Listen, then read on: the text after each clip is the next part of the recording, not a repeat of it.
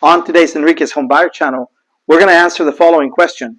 Should I wait for rates to drop again before I buy a home? Hey, welcome back. Enrique here. I am a mortgage broker located right here in Southern California. This is my Home Buyer channel where I come to talk to you about everything related to buying a home. Now, the information I'm going to share today with you is fairly topical. It's my opinion. I'm going to share it with you. I've been doing this for over 14 years, so I have experience and I have knowledge, and I'm also connected with people who are experts when it comes to rates. So I'm going to share with you some thoughts and ideas in regards to how the market is doing. So I get a lot of questions. People ask me, hey, Enrique, I know you qualified me last week or 2 weeks ago.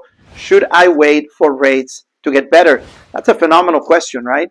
A lot of people are going to tell you that you should not wait, that you should just go buy a home and get into the house, and hopefully the equity will be good enough, and then you can refinance later. So we're going to talk about that particular answer in a minute, but I can tell you that there is no cookie cutter answer for everybody. The truth is, for different people, there are different answers. So the first thing you have to remember is that if you are currently renting and you are paying $1,500, $1,700, $1,800 in rent, maybe more, you have to remember that 100% of the money you spend is thrown out. So for all intents and purposes, you are paying a 100% interest rate. Everything you put in, you're not getting anything back. So we always want to encourage people to look at purchasing, even if the rates may not necessarily be very favorable. So renters, focus on that. Make sure that you understand that if it is your time, your lease is coming up to an end, you're thinking about renewing the lease because you're worried about an interest rate at 6%, that doesn't make any sense. You should definitely look into buying a home that is affordable and try to get the best possible interest rate you can get. Yes, you're going to be able to refinance it later because there is an expectation that eventually rates will come back down, right? We are not expecting rates are going to stay above 6, 7, 8% for a long time. We don't know where they're going to land, but we know that in the long run, they're going to come back because rates are cyclical. They get better, they get worse. Now, we are coming off of a great period where rates were very, very low for a long, long time. And that was phenomenal, but that was really an anomaly, right?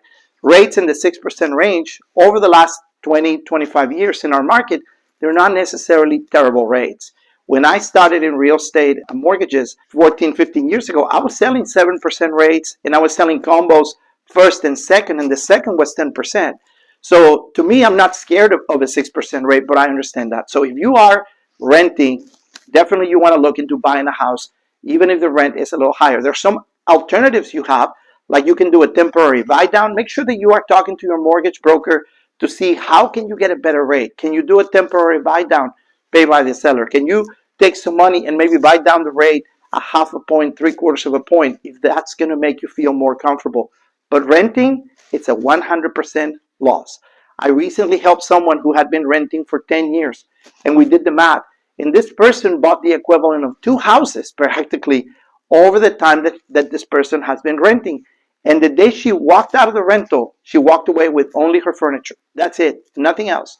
So that's one of the reasons why people may not want to wait. Now, if you're thinking about purchasing a second home, you're thinking about purchasing an investment, you have to look at the big picture. For some people, this is a great opportunity because prices are a little better.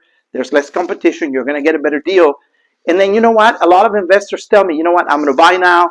I'm going to get the price I want. And then in a year, year and a half, rates get better. I'll refinance, right? So that's another opportunity. The third opportunity, what a lot of people are thinking about is they say, well, Enrique, if the rate is, let's use as an example, 6.3%, how can I make that better?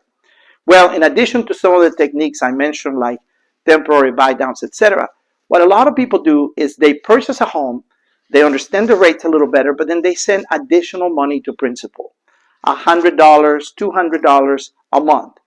Now, if you can afford that, what that's doing basically is that is actually bringing your rate down in the back end. You don't see it in your statement. You're still going to see that 6.5. But because you're paying towards that principal, you are reducing the debt, and therefore you are reducing the amount of interest that you are paying. So for all intents and purposes, you're giving yourself a discount on that interest. That's another reason to look into that situation as well. Now, for some people, they're going to wait. No matter what we tell them, they're going to wait.